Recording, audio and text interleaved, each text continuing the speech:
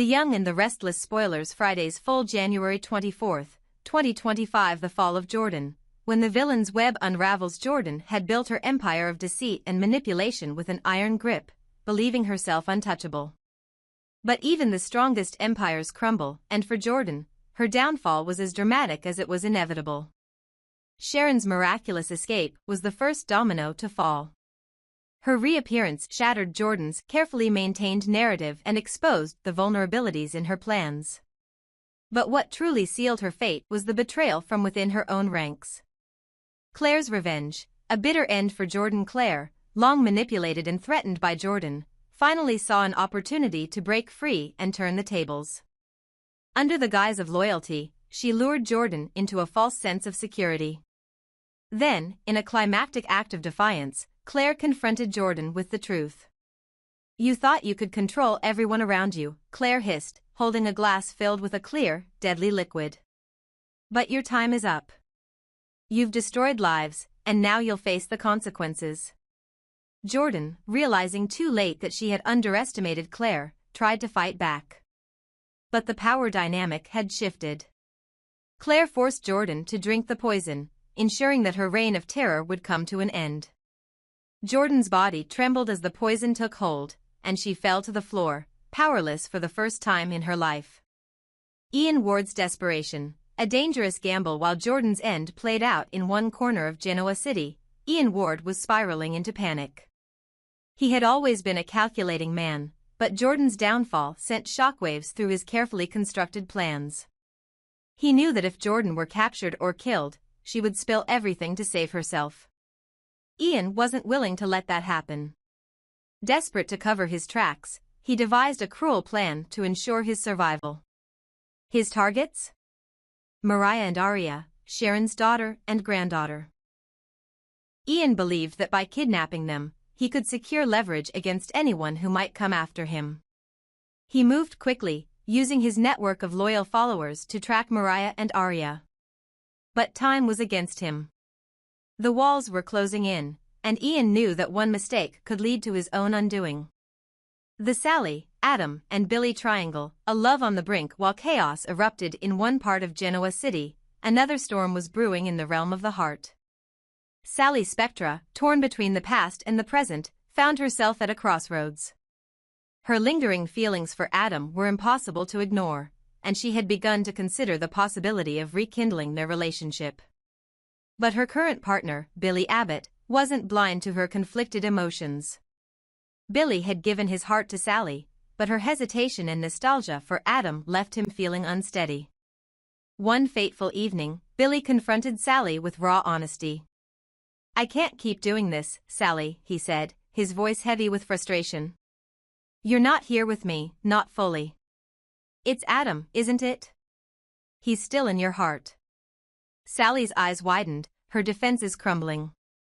"Billy, it's not like that, then what is it?" Billy interrupted, his tone sharper now. "Do you even know what you want?" "Because I do. And I'm done waiting around for you to figure it out." The weight of his words hung in the air, and Sally felt her chest tighten. She had never seen Billy like this, so resolute, so willing to walk away. "You're ready to just give up?" Sally asked, her voice trembling. Billy's expression softened, but only slightly. "This isn't giving up. This is me realizing that I deserve someone who wants me as much as I want them." "If that's not you, Sally, then what are we even doing?" Sally was speechless. For all her confidence and charm, she suddenly felt adrift, unsure of how to respond. She hadn't expected Billy to call her out so directly, let alone to suggest ending their relationship. Sally's choice. A moment of truth. The confrontation with Billy left Sally shaken. She spent the following days reflecting on her feelings, torn between her unresolved connection with Adam and the relationship she had built with Billy. Adam represented passion, history, and a part of her that she couldn't fully let go of. But Billy offered stability and a chance at something real. When Sally finally met with Billy again, she found him guarded, his walls up. "I'm not here to beg," Sally began, her voice steady but tinged with vulnerability. "But I do need to be honest." "You're right," I haven't been fair to you. And I hate that I've made you feel like you're second to anyone. Billy didn't respond right away, his expression unreadable. I care about you, Billy. I do, Sally continued. But I need to figure out if I'm the person who can give you what you deserve. And until I know that, maybe we need some space. Billy nodded slowly, his eyes meeting hers. I appreciate your honesty, Sally. But I think we both know this is more than just needing space. If you can't choose me now, I don't think you ever will. Sally felt a pang of sadness as Billy walked away, but she knew he was right. The chapter between them might be closing, but she also knew she needed to confront her feelings for Adam before she could move forward with anyone. The future unfolds. What comes next? With Jordan out of the picture, Ian on the run, and Sally's love life in turmoil, Genoa City finds itself on the brink of a new era. Sharon's recovery remains a focal point for her family, who rally around her with unwavering support. Mariah and Aria's safety becomes a top priority as Ian's desperate plan threatens to tear everything apart. For Sally, the road ahead is uncertain. Will she find the clarity she seeks, or will her indecision cost her everything? And for Billy, will he move on, or will his heartbreak lead him down a darker path? As tensions rise and the stakes grow higher, one thing is certain. The residents of Genoa City are in for a storm of revelations, heartbreaks, and new beginnings. The unmasking of Ian Ward, a showdown of truth and deception. The air in Genoa City was tense as Mariah Copeland stood face to face with the man she despised most, Ian Ward. The weight of Sharon's ordeal and the scars it left behind made Mariah's blood boil as she confronted him. Sharon's return, her miraculous escape, and the fragile state of her recovery had ignited something fierce in Mariah, a resolve to ensure that no one would ever harm her family again. And Ian Ward, with his smug smile and deceitful words, was standing in her way. Mariah's bold declaration. Mariah didn't hesitate. She looked Ian in the eyes, her voice steady and filled with venom. Sharon is alive, Ian, she said, her tone cutting through the tension like a blade. She's home, and she's recovering. It's only a matter of time before she remembers everything, and when she does, you'll be the first person behind bars. After you, it'll be Jordan's turn. Ian's expression didn't falter. Instead, he threw back his head and laughed, the sound echoing in the room like a cruel mockery. Oh, Mariah, Ian said, his voice dripping with false innocence. You always had a flair for the dramatic, didn't you? But I hate to break it to you, I didn't do anything. Your mother's troubles have nothing to do with me. You have no proof, no evidence, and no reason to blame me. Mariah clenched her fists, her anger bubbling just beneath the surface. You're a liar, she spat. You think I don't see through you? You've spent your entire life manipulating and hurting people, Ian. Sharon may not remember everything yet, but I know you're involved. You've always been involved.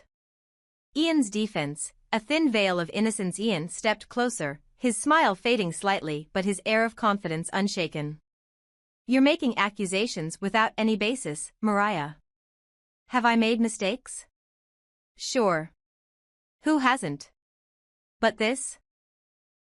This has nothing to do with me. I've been keeping to myself, staying out of trouble. You can ask anyone in Genoa City, I've been a ghost. I've done nothing wrong. His voice was calm, almost soothing, as if he were trying to hypnotize Mariah into believing him. But she wasn't buying it. Don't play innocent with me. Mariah snapped, her voice trembling with rage.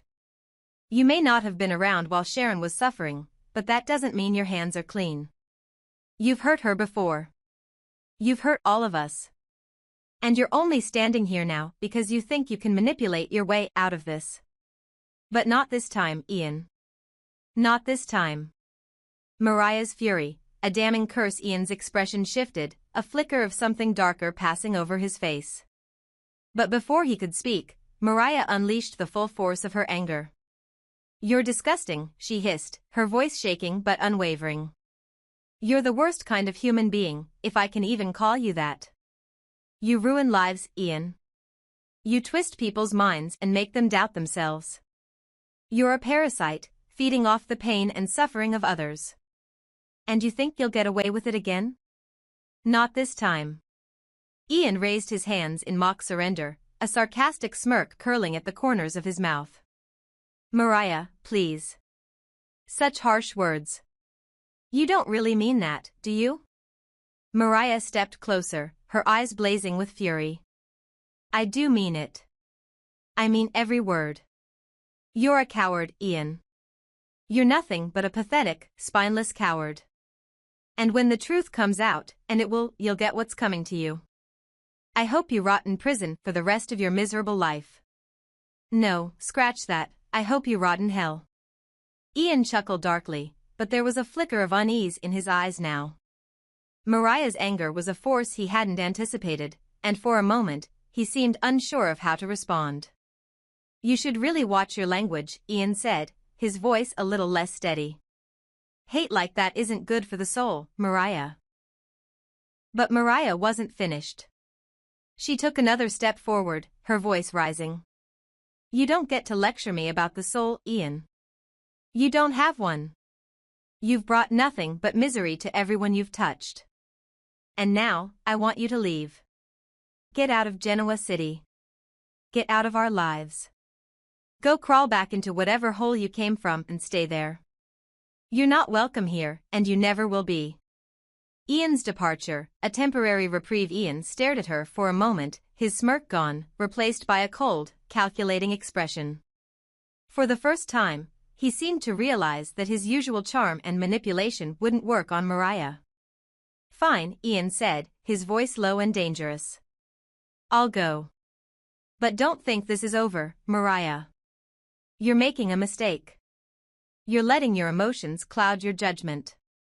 One day, you'll see that I'm not the villain you think I am.